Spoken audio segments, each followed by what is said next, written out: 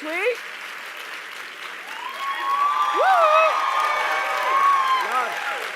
Please. Thank you. So happy to be in the bubble. Love it. Aren't you all the luckiest people in the world? Oh my God, I envy you. Hi, Amanda. Hi, Oprah. Oh, I can't believe I just said that. So we have been so excited and eagerly anticipating this day. This campus has been buzzing since the announcement was made last week that you'd be coming here. And Thanks for the buzz. I'm so glad to know I still have buzz. So good. I received a lot of support and advice from my friends, and that was really great. And I just wanted to say, I think the best advice I heard was, don't worry, Amanda, if you mess up, Oprah can just interview herself. So if I falter, feel free to ask yourself some questions, and we'll begin. But to get things started, I thought we'd frame today's talk with framing 3 sections with quotes of yours that you shared after wrapping up your 25th season and final season of The Oprah Winfrey Show. And I thought some of these quotes, I mean, you share so much wisdom, but these really spoke to me and thought would be a great way to frame our discussion. Okay. So this first one that I will read for everyone and for you, so you don't have to strain your neck, is you have to know what sparks the light in you so that you, in your own way, can illuminate the world. So I wanted to take this time to talk about your early career and how you discovered your calling. So let's go back to when you were college age. Did you know that you wanted to get into TV and media specifically? No, I did not. I thought that I was going to be a teacher. I was in my sophomore class at Tennessee State University. I'd already been working in radio since I was 16. And I remember I was in Mr. Cox's drawing class for theater. And I was a terrible drawer. He said I couldn't draw a straight line with a ruler. And I got a call in that class from a guy at the local station, CBS. And he'd been calling me several times when I was working in radio. So I started working in radio at 16. I won the Miss Fire Prevention contest, another long story. And so when I went back to the station to pick up my prize, some guy said, "Would you like to hear your voice on tape?" I said, "Sure." And I started reading this copy on tape. They called everybody in the building, said, "Hear this kid read." I was 16, they hired me in radio. So I was in radio at 16. And so I started getting calls about my freshman year to come into television. I had never thought about it. And still was living at home and couldn't figure out how I would manage those. I had biology at 1 o'clock, and so I couldn't figure out how I would be able to manage my schedule. And Mr. Cox said to me, the same professor said you can't draw a straight line with a ruler. He said, I came back from taking this phone call, and he said, "Who was that?" I said, "There's this guy at CBS. He keeps calling me and wants me to interview for a job." And Mr. Cox said, "That is why you go to school, fool." So that CBS can call you. That is why you're in school. So he said, you leave now and go call him back. And I did, and I was hired in television. Not knowing anything about it, having in mind Barbara Walters, but thinking, oh, okay, I can do that. Not knowing how to write or film or anything. And I think it was because it was the times, and I literally had somebody who was willing to work with me that I managed to find my way. But I had to find my way because the reporting never really fit me. And what did work for me, I'm this old. I'm so old that when I started that it was a year of live action cam.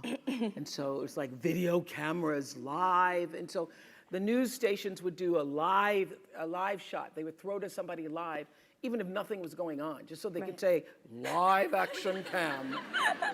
And what I found is I wasn't so good at the writing part, but if I was just standing up and talking about what had just happened, it was really good. Right. And then I started to feel, so I started in 19, working in television, became an anchor immediately afterwards. My father still had an 11 o'clock curfew. Can you believe such a thing? That I am the 10 o'clock anchor.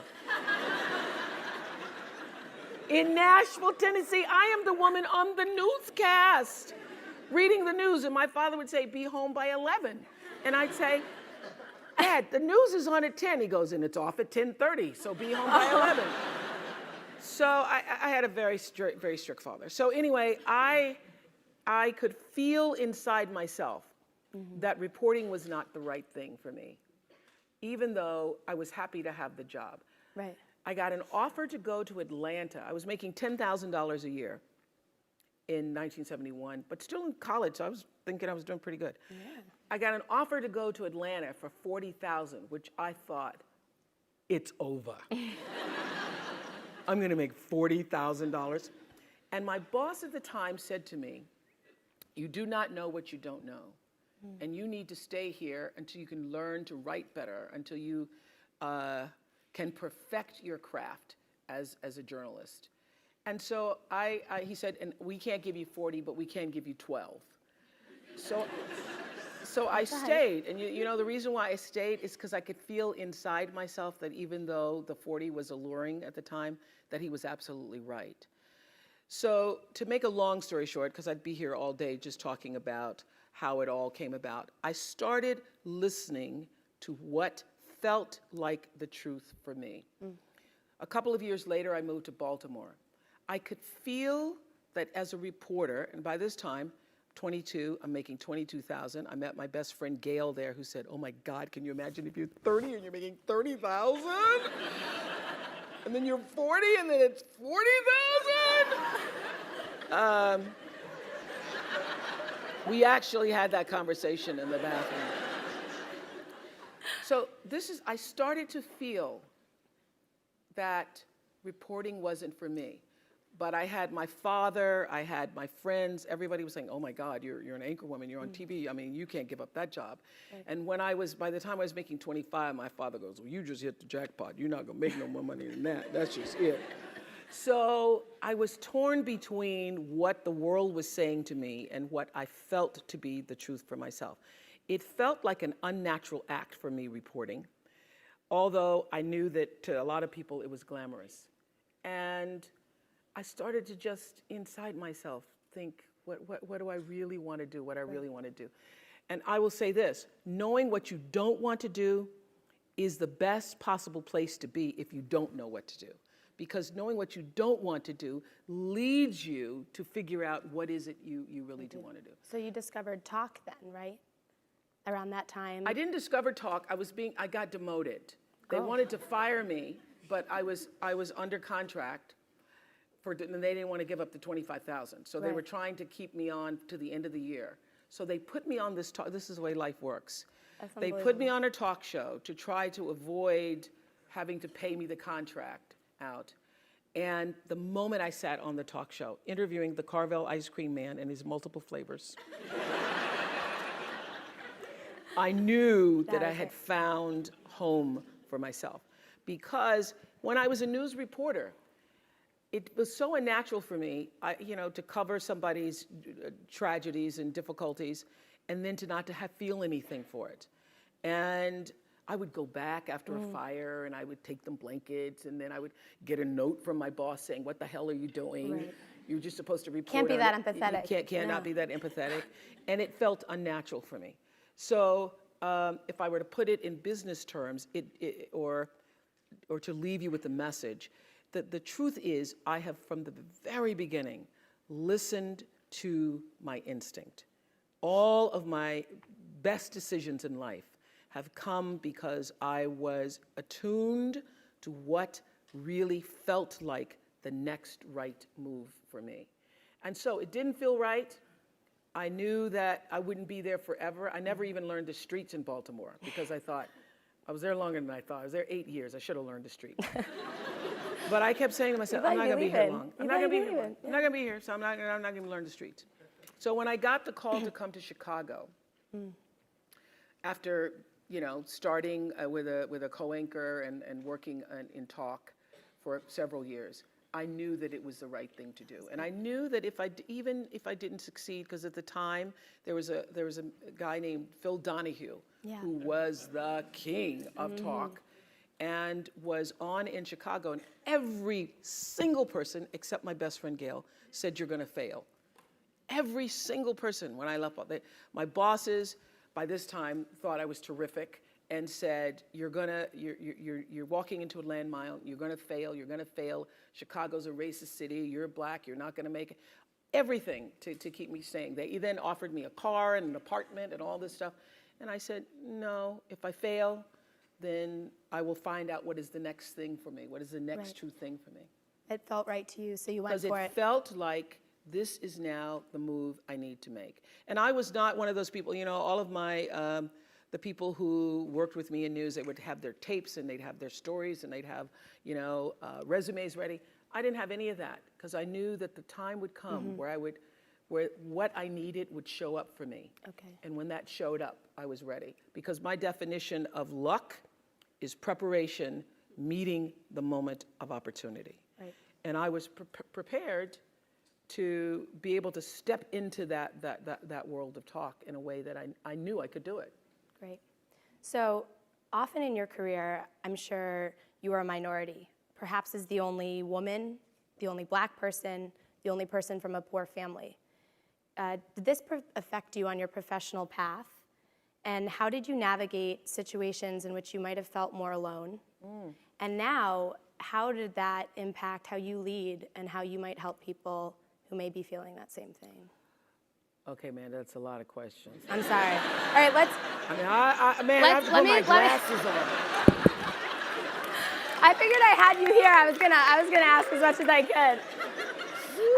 So Amanda went deep on me there for a minute there. Whoa, back up, sister girl. Come on, back up. First one is. So how did you navigate situations in which you might have felt more alone? Always the only woman in the room. Still walk in, only woman in the room. And there's a room full of white men, usually older. Thrills me, just thrills me. I just love it. Usually the only black person in the room. Also, never really concerned me because I don't look at people through color. I didn't get to be where I am and who I am by looking at the color of people's skin. I really literally took Martin Luther King at his word and understand that the content of a person's character and refuse to let anybody else do that to me. So I love it, just love it. And there's a wonderful phrase by Maya Angelou from a poem that she wrote called To Our Grandmothers, that she says, when I come as one, but I stand as 10,000.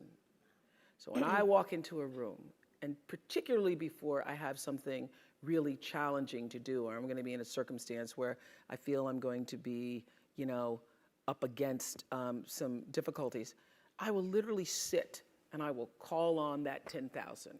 I will call on the ancestors. I will call on those people who've come before me. I will call on the women who forged a path that I might be able to sit in the room with all of those white men and love it so much.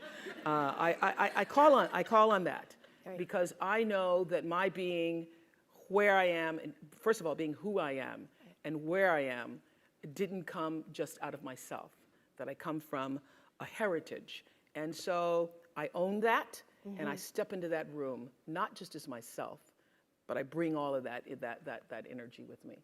So it has never been an issue for me, except when I was, I think, 23, still working in Baltimore.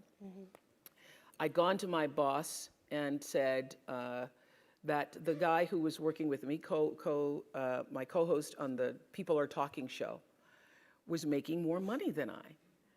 And we were co-hosts. So I went to my boss and I said, this is in 1970, so I was older than 23. It was 1979, 80.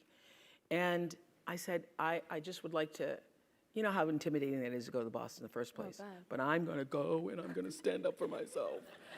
And I said, Richard's making more money than I am, and I don't think that's fair because we're doing the same job. We sit in the same show. We did the same. And my general manager said, why should you make as much money as he? And I said, because we're doing the same job.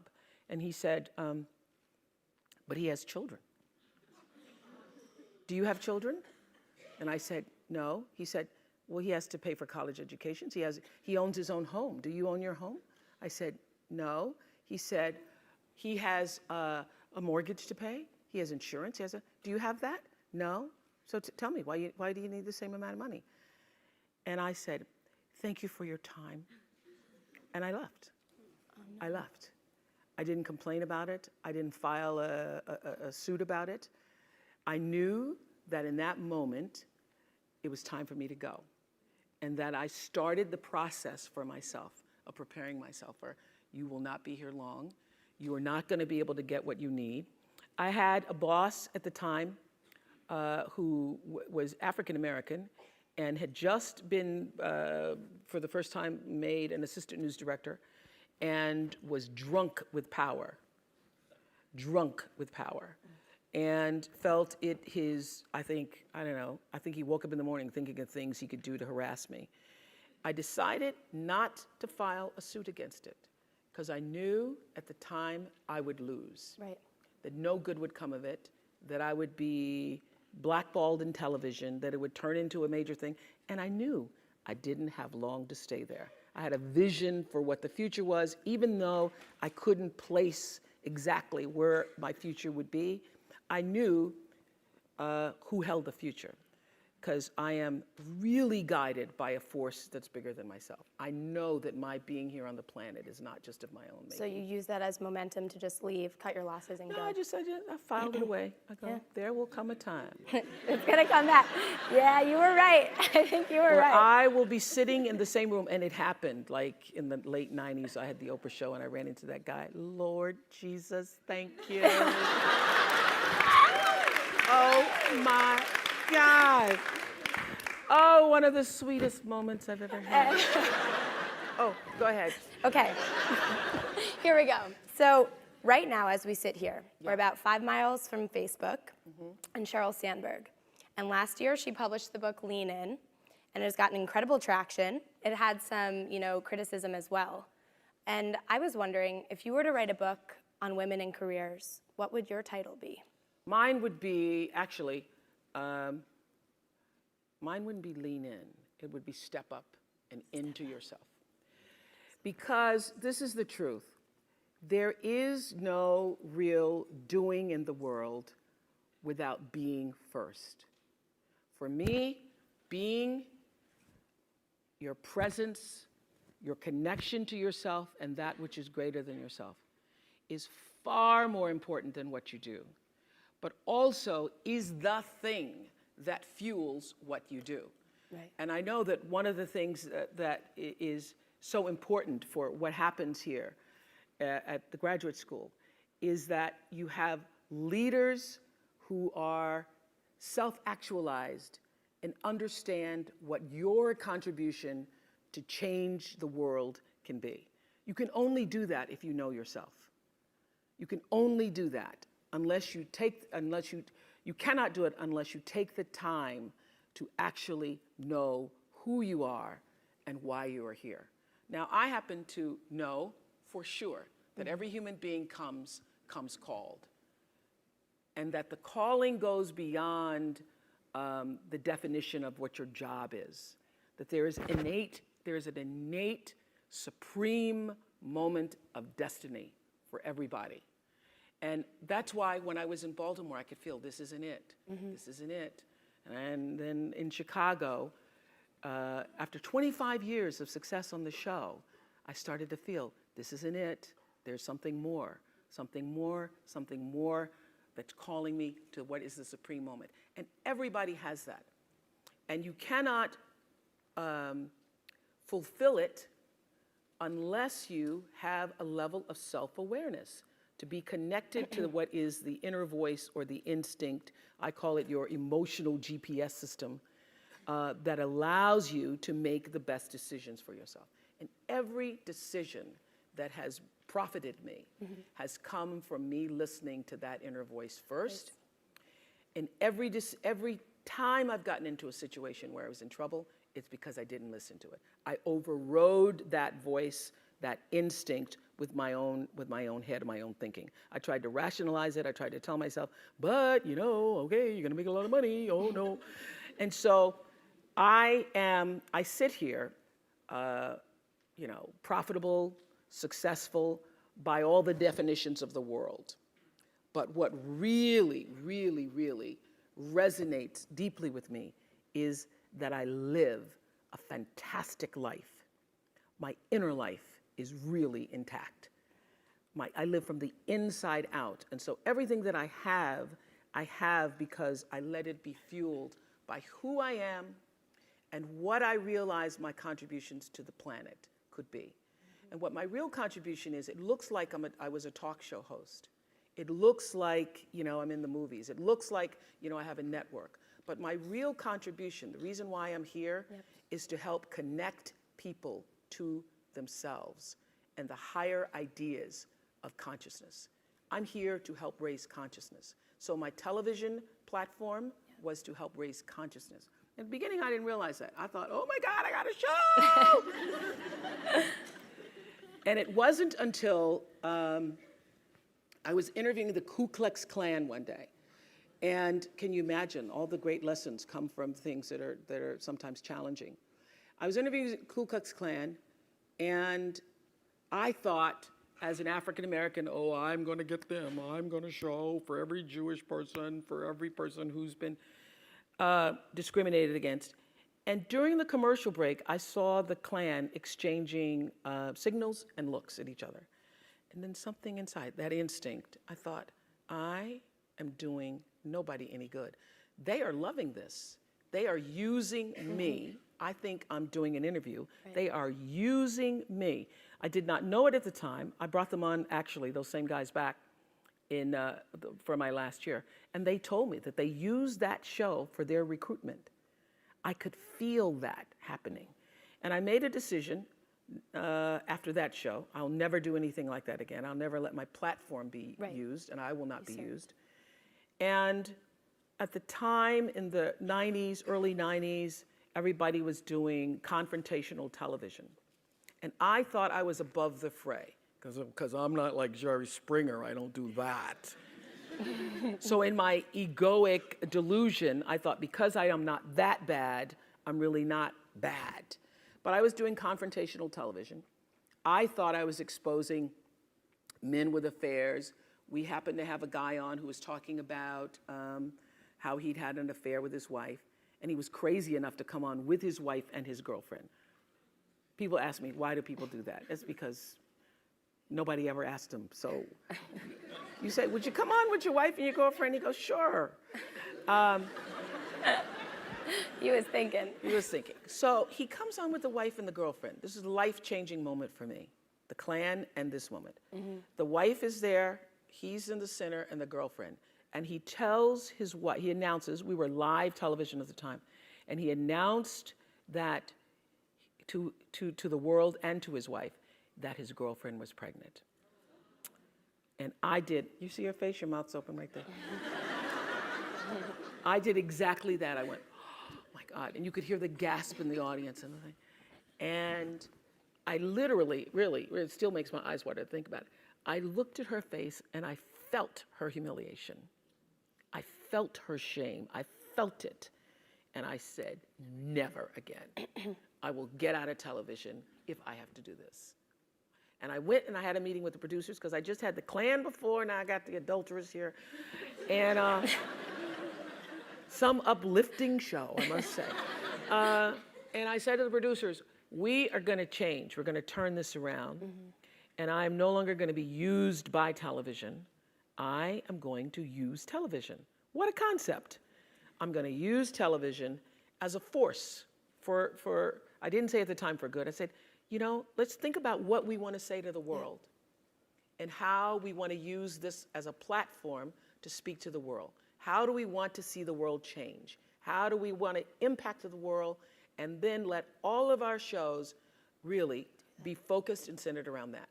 I then said to the producers exactly what I said to you backstage. Do not bring me a show unless you have fully thought out what is your intention for doing it. Because if there's a religion or a mantra or law that I live by the third law of motion in physics, which is Stanford, which is for every action there's an equal and opposite reaction. That is my religion. I know that what I'm thinking and therefore going to act on is going to come back to me in a circular motion, just like gravity, like what goes up comes down. And so what also propels the action is the intention. So I don't do anything without being fully clear about why I intend to do it, because the intention is going to determine the reaction, the result, or the consequence in every circumstance. I don't care what it is. So I said to my producers, come to me with your intention at whatever it is, whatever shows you're proposing, whatever ideas you're proposing. And then I will decide based upon the intention, do I really want to do that? Is this how we want to use this platform? And that really is the secret to why we were #1 all those years, is because it was an intention-fueled, intention-based, coming out of purposeful programming. Yep. Yeah, that's what it was. Great, and that's a perfect segue to go to our second section, which I read this quote and it just struck me as so true, and I wanted to delve into it. I've talked to nearly 30,000 people on this show, and all 30,000 had one thing in common. They all wanted validation. I will tell you that every single person you will ever meet shares that common desire. So, Oprah, you are a true Renaissance woman. You know, you have your own network, you had this amazingly successful show for 25 years, you've been in movies, you are one of the most important philanthropists of our time. So, what are the qualities? I love hanging around you. What else should I say? I'm just taking it all in. Really. I love it too. No, So you know, the part I love the most is Renaissance woman. As you said that, I went, what does that really mean? But I don't know, but I like it. I was a history major, so it seemed like a I'm a natural. Renaissance woman. Who knew? Okay, go ahead. Good, I'm glad you like it. What are the qualities of your leadership that make you successful at such diverse pursuits? And what works in one area that maybe doesn't work in another? Well, I tell you, it works in all areas because my life is fueled by my being. Yep. And the being fuels the doing. So I come from a centered place. I come from a focused place.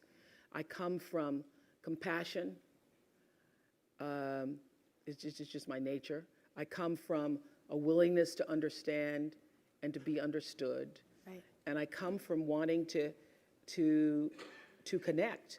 I mean, the secret of that show for 25 years is that people could see themselves in me. All over the world, they could see themselves in me. And even as I became more and more financially successful, which was a big surprise to me, I was like, oh my God, this is so exciting. You mean you got more than that 30,000? I got more than 30,000 by the time I was 30. But what I realized is through the whole process, because I'm grounded in my own self, that although I could have more shoes, my feet stayed on the ground, although I was wearing better shoes. These are kind of cute today, too. So I could keep my feet on the ground, even though I could get more shoes. And I could understand that it really was because I was grounded. Was doing and continue to this day to do the consciousness work. I work at staying awake. And being awakened is just another word for spirituality, but spirituality throws people off and they think you mean religion. When I was hiring people for my company for looking for presidents, when people would come in, I'd say, tell me, what is your spiritual practice? And literally would throw, people would go, I'm not religious. Or I said, I didn't ask you about your religion. I asked you what's your spiritual practice. What do you do to take care of yourself? What do you do to keep yourself centered. What do you do to the, and one woman started crying. You know, that's not the person. So that's a sign. That's a sign. So to answer your question, everything is fueled that comes from me really wanting to be a better person on earth. And this is what I know to be true. The reason why the show worked is because I understood that that audience, my viewers, the people who watched us every day and would come and just like you all did, get tickets, and they would come with their family. You all just came across campus, but that's good too. But people would come from all over the world just to be there with their aunts and their mothers, and they'd come with their cousins, and there'd be a few men in there going, what the hell? How did I do this? Or saying, well, I went to Oprah with you. I went to Oprah. And at least give me clear for 3 or 4 weeks. I went to Oprah with you. I had such regard for that. And I just had a conversation with John Mackey, who runs Whole Foods, and has written this fabulous book. You should get it, called Conscious Capitalism. And he was talking about how the investment in the stakeholders, the people who you are serving, that connection between the people who you're trying to serve and sell to, is equally as important as the people who you're buying from, equally as important as the people who are, supporting you financially, as your stockholders if you are, a public company. So I always understood that there really was no difference between me and the audience. At times I might have had better shoes, but at the core of what really matters, that we are the same. And you know how I know that? Because all of us are seeking the same thing. You're here at this fabulous school, and we'll go out into the world and each pursue based upon what you believe your talents are, what your skills are, maybe your gifts are, but you're seeking the same thing. Everybody wants to fulfill the highest, truest expression of yourself as a human being. That's what you're looking for. The highest, truest expression of yourself as a human being. And because I understand that if you're working in a bakery and that's where you want to be, and that may be what you've always wanted to do, is to bake pies for people or bake cakes for people or to offer your gift, then that's for you. And there's no difference between you and me, except that's your platform. That's your show every day. So my understanding of that has allowed me to reach everyone. And there's no way that you wouldn't, because that's what I truly feel. And when I sit down to talk to somebody, whether I'm talking to a murderer, I sat down, I interviewed a guy who'd killed his twin daughters. I've interviewed child molesters, trying to figure out what it is they do and why they do it. Obviously, lots of people who've been victimized through molestation. Presidents, politicians, Beyonce herself. Beyonce. At the end of every interview, the murderer to Beyonce, the question everybody asks that you mentioned is, was that okay? How was that? Everybody says that. And now I just wait for it. Was that okay? Was that okay? And when I finish, I'll say to you, was that okay? I'm going to ask you too. Okay. You're very okay. You're doing very Oh, okay. thank you. Very okay. Very okay. So what I started to sense, is that there's a common thread that runs through every interview. It doesn't matter what it is or what it is about. Everybody wants to know.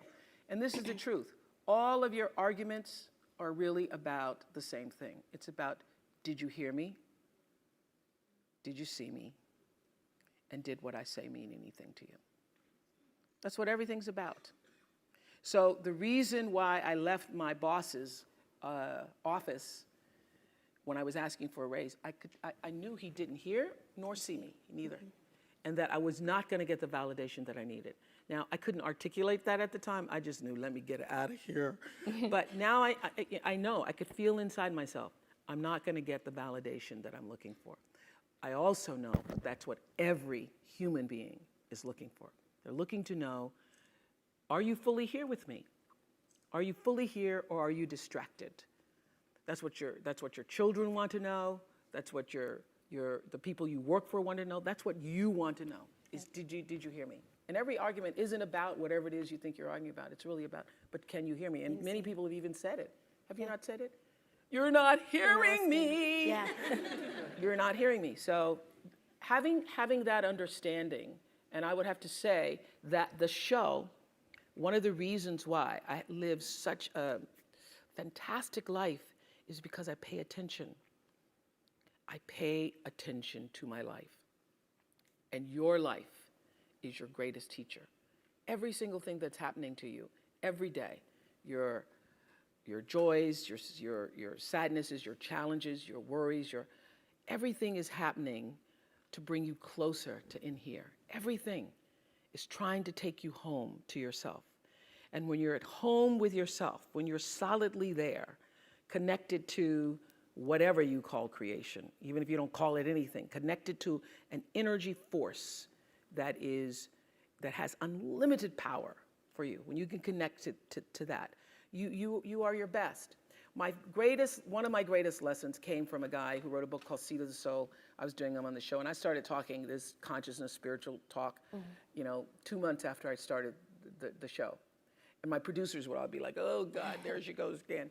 But I knew that even though masses of people were not tuning in for that the whole purpose of that platform was to try to lift people up. And now I have a network and I can articulate what it is I'm trying to do. I'm trying to bring little pieces of light into people's lives. Because what is my job? My job is not to be an interviewer. My job is not to be a talk show host or just to own a network. I am here to raise the level of consciousness, to connect people to ideas and stories so that they can see themselves and live better lives. Thank you. I want to shift gears and focus a bit on philanthropy. Are you worried about getting all your stuff in? No, we're doing great. We're just going to keep going. I think everyone likes this, right? We're good? Okay, good. Okay. So I watched your interview with the Forbes Conference on Philanthropy. And you said something really interesting, which was that early on, some of your biggest mistakes in giving were because you made emotional decisions. Yeah. And yet we learn here at the GSB, like one of the crucial messages we take away with us is that it's really important to be, as you said before, self-aware, to be understanding, often to share our emotions with others. And you yourself have been the master of, harnessing vulnerability with yourself and your guests over the years. So how do you strike a balance between emotion and logic? How do you make sure that you're making logical decisions when you're giving? Oh, these are so well thought out, these questions. Thank you. Okay, let me think about that for a minute. Very good. Thank you. Okay. Well, I would have to say that you need both. You need emotion and you need logic. So in the beginning, I was purely emotional, made a lot of mistakes. I happened to be sitting, I was sharing this story with Dean Soloner just before he came on. I was sitting in Nelson Mandela's living room. And I'm not just saying that to name drop, but I was actually sitting there. You stayed with him, right? I stayed with him for 10 days. And as I said to the dean and Lisa, I literally could have written a book called 29 Meals because I had 29 meals with him at that particular time. I wished I had. Yeah, you should. I should have. You should. You should do it now. I didn't record it, so I'm thinking, was that the second meal or the 12th meal? Anyway, so I was sitting with Madiba, and we were talking about how do you really make an impact in the world? And we were reading the paper, and I'd reached a point where I was no longer like, oh my God, what am I gonna say? Because we were just sitting in silence reading the paper, and there was an article in the paper about some tragic situation, and we both started talking about the way to end poverty is through education. And I said to him, I really, at some point, would like to build a school over here. And then he got up and called the Minister of Education and said, get over here now, Oprah wants to build a school. And I was like, well, I was thinking about it. I didn't say I wanted to do it today. But but we literally started the process then. Wow. It was an emotional decision for me in that I think philanthropy should come out of you. Your doing should come out of your being. Everybody knows my story as a poor Negro child growing up in apartheid Mississippi. And if it were not for education and being born at the right time, because I was literally born in the year of desegregation, 5 years before, 3 years before, 2 years before, nobody would have even had the hope that my life could have been any different. So because I was born at that time and literally moved out of Mississippi by the time I was in my first classroom. I was in kindergarten, wrote my kindergarten teacher a letter. Miss New, I said, dear Miss New, I do not belong here. Because I know a lot of big words. And then I wrote every big word I knew. Elephant, hippopotamus, Mississippi, Nicodemus, Shadrach, Meshach, and Abednego from the Bible. So, and then Miss New says, who did this? I said, I did. So then they marched me off to the principal's office. Only time I was ever in there. Principal's office. Principal made me sit and write those words again. And I got myself out of kindergarten, into first grade. Oh my God. First grade, skipped second grade, hello her. The Renaissance began. Yeah.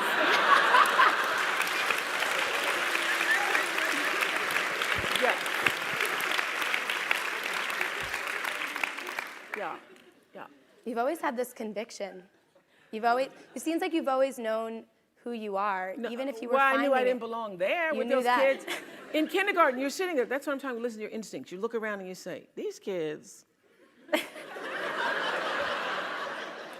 they are playing with some blocks. You're like, I don't do that. And I know Nicodemus. I do not think I belong in here. I do not belong in here. So my point is, education really opened the door, as we all know. I'm not going to give you the education speech. How do you change a person's life? I had, prior to starting my school in South Africa, I had this big idea that I was going to, that I was going to take all 100 families out of the projects of Greeny Green, and I was going to give them a new life, and I was going to buy them homes and stuff.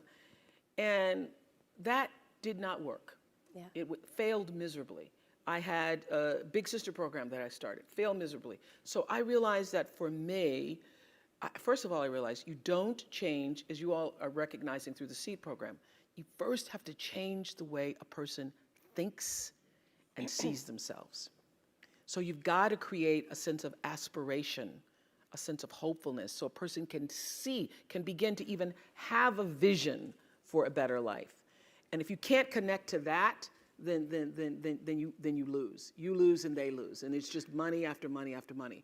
So for me, it's using my philanthropy to do what I have found to be enormously helpful.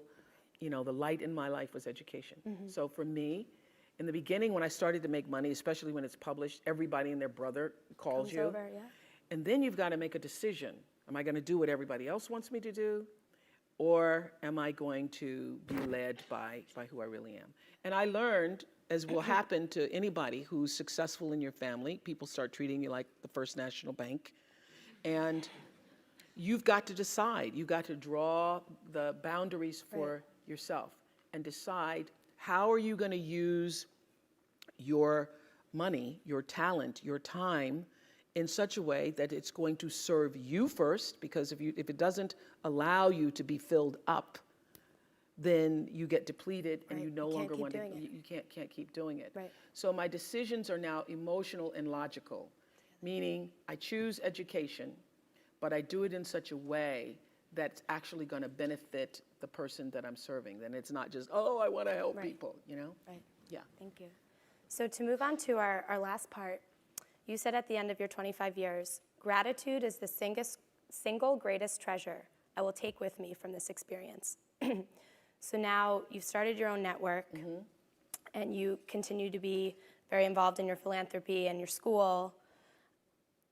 Is there anything left that you're scared to try?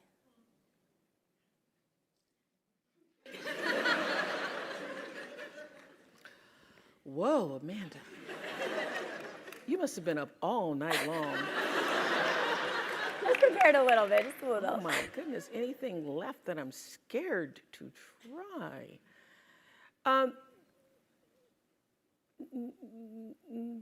No.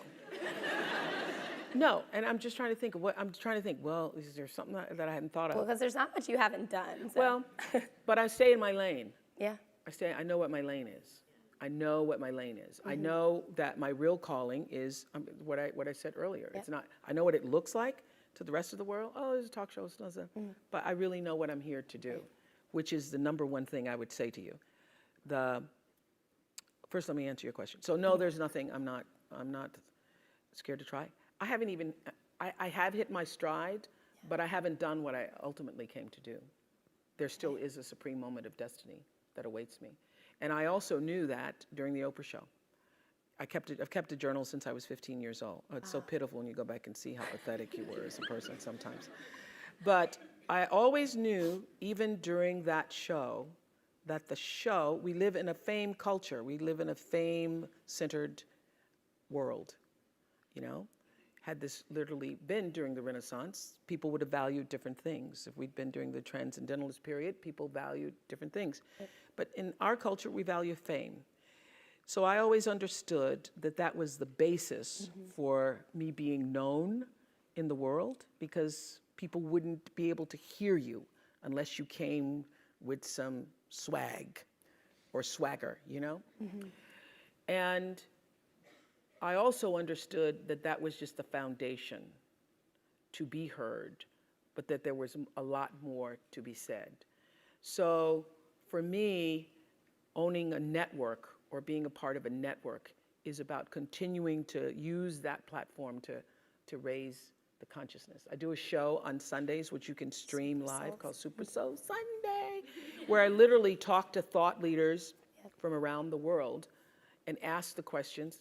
Not as good as you, I'm gonna consult with you. Ask the questions in life that really matter, to get people thinking about what really matters in their lives. And the responses that I get from people just regarding that show let me know that I'm on the right track, I'm moving in the right direction.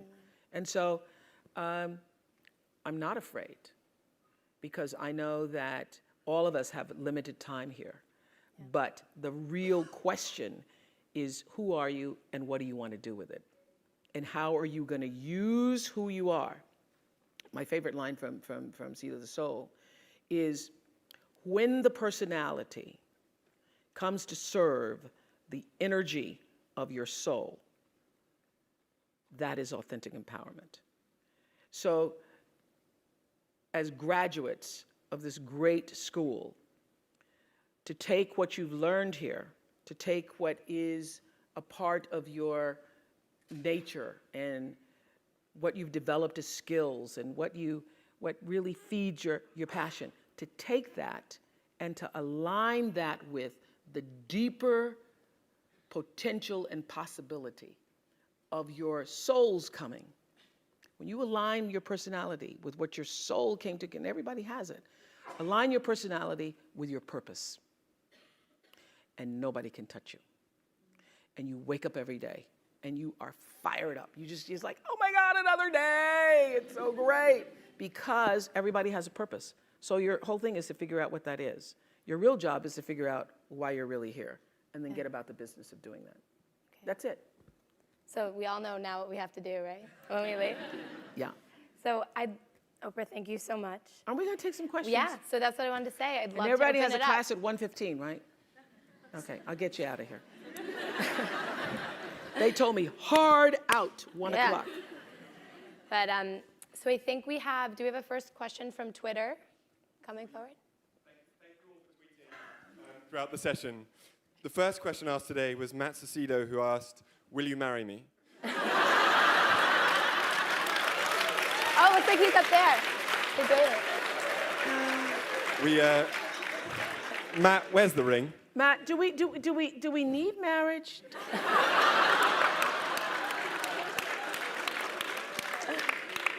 Oh my God, that's going to be such a prenup between us, I gotta say.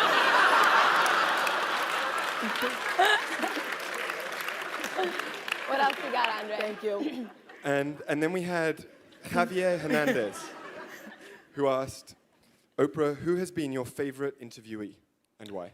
Well, actually, I would have to say there's so many over the years, and the truth is that the people whose names that I can't even remember, and you probably wouldn't remember, have been the most revelatory, the most impactful.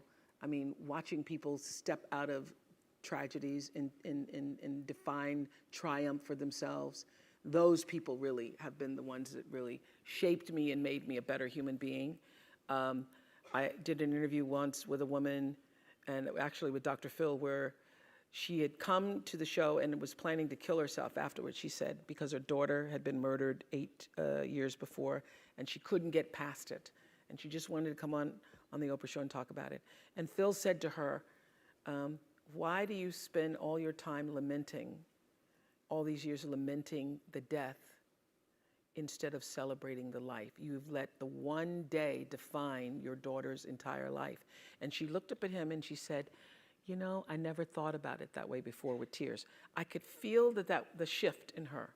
So the most important moments for me have been when literally I can see that somebody has made a shift in the way they see themselves in the world, or, you know, what we call now an aha moment. Those, I live for that. I live for that. Those are my favorite interviews. But most recently, I just last week interviewed Pharrell. Yeah, we saw that. Oh my goodness. God. I was You made so him cry. happy. But you made him cry. I didn't make him cry. I didn't make him cry, Amanda. But he cried, and it was happy tears. Yeah, I would have to say. I don't go after, I don't actually try to make people cry. And if I think it, literally, we cut a lot of it because he went into the ugly cry. He went into the ugly cry. You could tell it was real, yeah. Yeah, it was very real. And so we said, we got to say to brother. Brother cannot walk out into the world with the ugly cry. It's okay to have a little sniffle, but then just like, oh, Lord.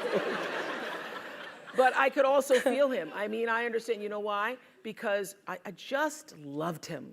I just loved him. Anybody who saw that interview, if you liked him a little bit before, you really loved him afterwards, because that's a person who's absolutely connected to it. He knows his purpose. Yeah, well, he's very much connected to it. And when he started crying when he saw the videos of people all over the world dancing to the happy song. There was a version made here, too. Here? Yeah. You guys did one too? Yeah, I think some of the NBA ones, right? Raise your hand if you were in it. Yeah. Didn't it make you happy to do it? Yeah. So he saw that video, like 30 seconds of video from people in all these different countries, and the name of the countries were up. And he just felt the emotion and the impact of using his life in such a way that you're able now to touch all of those people, which is really what we're all looking to do.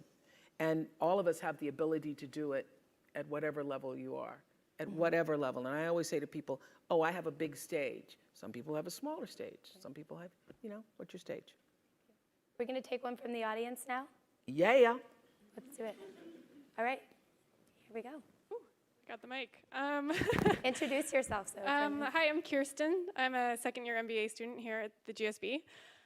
So this week at the GSB, we're hosting something called Climate Week to raise awareness about climate change among the business students here.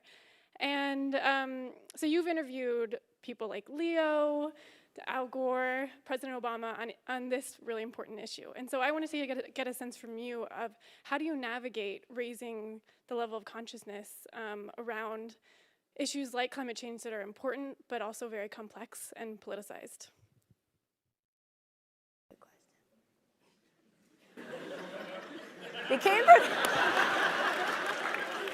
Became prepared today, huh? Wow. I do not know the answer to that question. I do not know.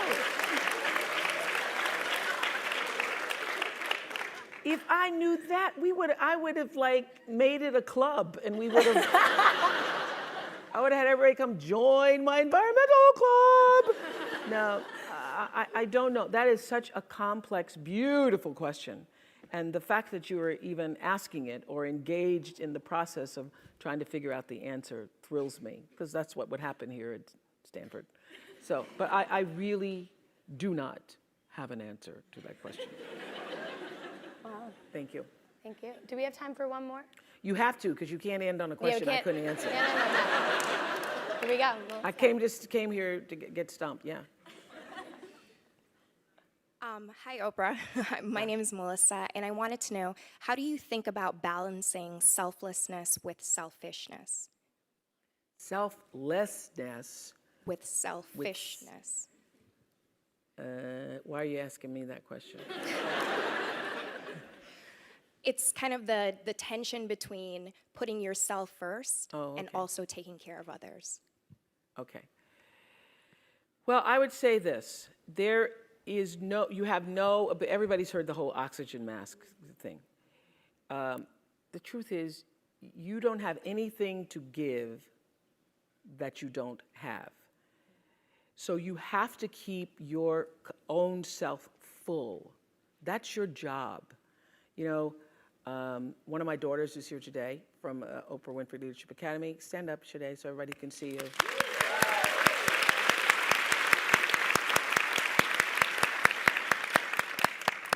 You're going to end your first year soon. Oh my God, it's first year. I say to my girls all of the time that your real work is to figure out where your power base is and to work on the alignment of your personality, your gifts that you have to give, with the real reason why you're here. That's the number one thing you have to do, is to work on yourself and to fill yourself up and keep your cup full. Keep yourself full. Now, I used to be afraid of that. I used to be afraid, particularly from people who say, oh, she's so full of herself. She's so full of herself. And now I embrace it. I consider it a compliment that I am full of myself. Because only when you're full, I'm overflowing, my cup runneth over. I have so much to offer and so much to give. And I am not afraid of honoring myself. You know, it's miraculous when you think about it. First of all, for me, my father and mother never married. They had sex one time underneath an oak tree because she was wearing a poodle skirt in 1953. And my dad, to this day, says, I want to know what's under that skirt. That's what I want to know.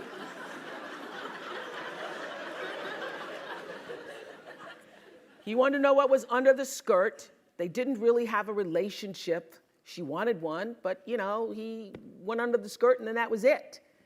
And one time under the oak tree, bam, Renaissance. Woman is born. It happened there. That's why I know my life is bigger than that. My life has to be bigger, as yours is, bigger than a poodle skirt. It's much bigger. The design, the reason why I'm here is much bigger than, oh, I think I want to see what's under there. So the ability to take care of that, to honor yourself and that which is greater than yourself, that which was the reason for your being here. There's no selflessness in that, because only through that do you have the ability to offer yourself, your whole self, your full expression of who you are to the rest of the world. So I remember the very first time I had a life coach, they weren't called that at the time, but an expert on, who shared with our audience, the women, she did a list and say, where are you on the list? And literally in that audience, women booed her when she said, put yourself top of the list. This was in 1992. In 1992, the idea of being top of your own list was people like, how dare she, and she doesn't have children. I said, she didn't say abandon your children and go running in the streets. She just said, put yourself at the top of the list. Nurture yourself. Honor yourself. Stop the crazy mind chatter in your head that tells you all the time that you're not good enough, because that's the number one, I found too, issue with everybody. The reason people say, you know, how was that? How was that? Is because you want to know, how do you measure up? Well, to know that you're just being here. You're just being here. However that sperm, bam, hit that egg. However that occurred for you, that your being here is such a miraculous thing, and that your real job is to honor that, And the sooner you figure that out, oh, wow, I'm one of the lucky ones. I got to be here. So how do you continue to prepare yourself to live out the highest, fullest, truest expression of yourself as a human being? And I just want to end with this. Yeah. There are no mistakes. There really aren't any, because you have a supreme destiny. When you're in your little mind, in your little personality mind, where you're not centered, where you really don't know who you are, that you come from something greater and bigger, and that we really all are the same. When you don't know that, you get all flustered. You get stressed all the time, wanting something to be what it isn't. There is a supreme moment of destiny calling on your life. Your job is to feel that, to hear that, to know that. And sometimes when you're not listening, you get taken off track. You get in the wrong marriage, the wrong relationship, you take the wrong job. Yeah, but it's all leading to the same path. There are no wrong paths. There are none. There's no such thing as failure, really, because failure is just that thing trying to move you in another direction. So you get as much from your losses as you do from your victories, because the losses are there to wake you up. The losses are to say, fool, that is why you go to school. So that CBS can call you. So when you understand that, you don't allow yourself to be completely thrown by a grade or by a circumstance, because your life is bigger than any one experience. And if I always ask people on Super Soul Sunday to tell me, what would you say to your younger self? Every person says in one form or another, I would have said, relax, relax. It's gonna be okay. It really is gonna be okay. Because even if you're on a detour right now, and that's how you know when you're not at ease with yourself, when you're feeling like, oh, yeah, shouldn't be that is the cue that you need to be moving in another direction. Don't let yourself get all thrown off, continue to be thrown off course. When you're feeling off course, that's the key. How do I turn around? So when everybody was talking about, when I started this network, if I had only known, good Lord, how difficult it would be. The way through the challenge is to get still and ask yourself, what is the next right move? Not think about, oh, I got all of this stuff. What is the next right move? And then from that space, make the next right move and the next right move. And not to be overwhelmed by it, because you know your life is bigger than that one moment. You know you're not defined by what somebody says is a failure for you, because failure is just there to point you in a different direction. And that's all the time I got right now. Yeah. I'm looking at the clock. Thank you. Woo! Whoa. Good job. Thank you. Yay! Yay! Good job. Yay! Wow.